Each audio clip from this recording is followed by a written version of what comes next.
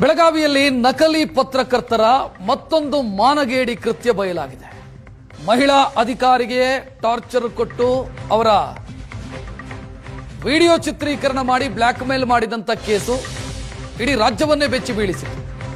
ಈಗ ಮತ್ತೊಂದು ಅಂಥದ್ದೇ ಘಟನೆ.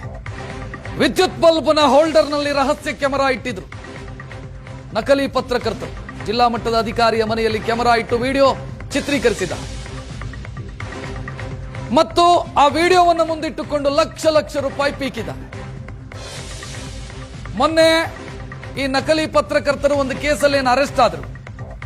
ಆ ಕೇಸಲ್ಲಿ ಅರೆಸ್ಟ್ ಆಗಿ ಇವರ ಮೊಬೈಲ್ ಅನ್ನ ತಡಕಾಡಿದಾಗ ಮತ್ತೊಂದು ಅಧಿಕಾರಿಗೂ ಕೂಡ ಇದೇ ರೀತಿ ಇವರು ಬ್ಲಾಕ್ ಮೇಲ್ ಮಾಡಿರೋದು ಗೊತ್ತಾಗಿದೆ.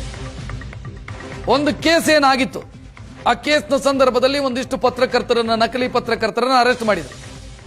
ಅರೆಸ್ಟ್ ಮಾಡಿ ಅವರ ಮೊಬೈಲ್ ಅನ್ನ ತಡಕಾಡಿದಾಗ, ಮೊಬೈಲ್ ಅಲ್ಲಿ ಇದ್ದಂತ ವಿಡಿಯೋಗಳನ್ನ ರೀಸ್ಟೋರ್ ಮಾಡಿದಾಗ ಮತ್ತೊಬ್ಬ ಅಧಿಕಾರಿಗೂ ಕೂಡ ಇದೇ ರೀತಿ ಟಾರ್ಚರ್ ಕೊಟ್ಟಿದ್ದಾರೆ ಮತ್ತು ಅವರಿಂದ ದುಡ್ಡು ಪೀಕಿದ್ದಾರೆ ಅನ್ನುವಂಥ ವಿಚಾರ ಗೊತ್ತಾಗಿದೆ. ಹೆಚ್ಚಿನ ಡೀಟೇಲ್ ನೀಡೋದಕ್ಕೆ ನಮ್ಮ ಪ್ರತಿನಿಧಿ ಅನಿಲ್ ನೇರ ಸಂಪರ್ಕದಲ್ಲಿ. ಅನಿಲ್, ಇದನ್ನ ನೋಡ್ತಾ ಇದ್ರೆ ಇವರ ಲಿಸ್ಟ್ ಅಲ್ಲಿ ಇನ್ನೊಂದಿಷ್ಟು ಜನ ಇರುವಂತ ಶಂಕೆ ಮೂಡ್ತಾ ಇದೆ. ದೊಡ್ಡ ನೆಟ್ವರ್ಕ್ ಅಂತ ಇದು.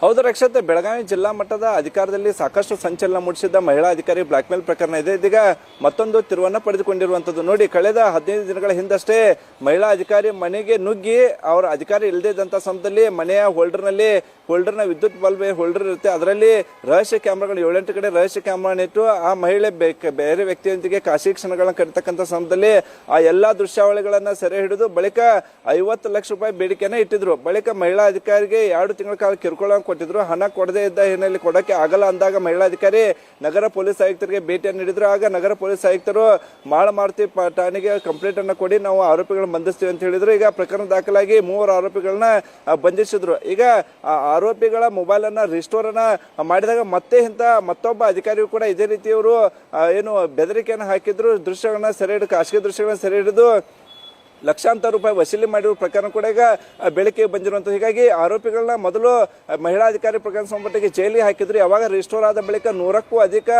ಅಧಿಕಾರಿಗಳ ನಗ್ನ ವಿಡಿಯೋ ಸಿಕ್ಕ ಹಿನ್ನೆಲೆಯಲ್ಲಿ ಮತ್ತೆ ಈಗ ಮಾಳಮಾರುತಿ ಠಾಣೆ ಪೊಲೀಸರು 3 ಆರೋಪಿಗಳನ್ನ ಪೊಲೀಸ್ ಕಸ್ಟಡಿಗೆ ತೆಗೆದುಕೊಂಡು ವಿಚಾರಣೆಯನ್ನ ಮಾಡಿರುವಂಥದ್ದು. ವಿಚಾರಣೆ ಮಾಡ್ತಕ್ಕಂಥ ಸಮಯದಲ್ಲಿ ಹೌದು, ನಾವು ಹಿಂದೆ ಕೂಡ ಈ ರೀತಿ ಮಾಡಿರೋದಾಗಿ ಕೂಡ ಈಗ ಆರೋಪಿಗಳು ತಪ್ಪೊಪ್ಪಿಕೊಂಡಿರುವಂಥ ಕಳೆದ ಹಲವು ವರ್ಷಗಳಿಂದ 3 ಆರೋಪಿಗಳು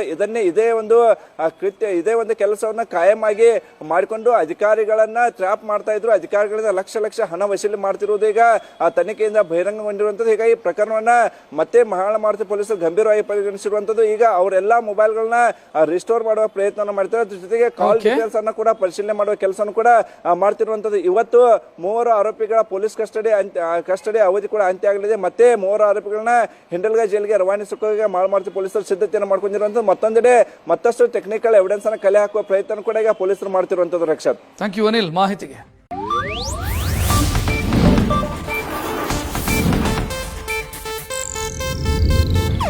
ಇದು ಏಷ್ಯಾನೆಟ್ ನ್ಯೂಸ್ ನೆಟ್ವರ್ಕ್ ಪ್ರಸ್ತುತಿ.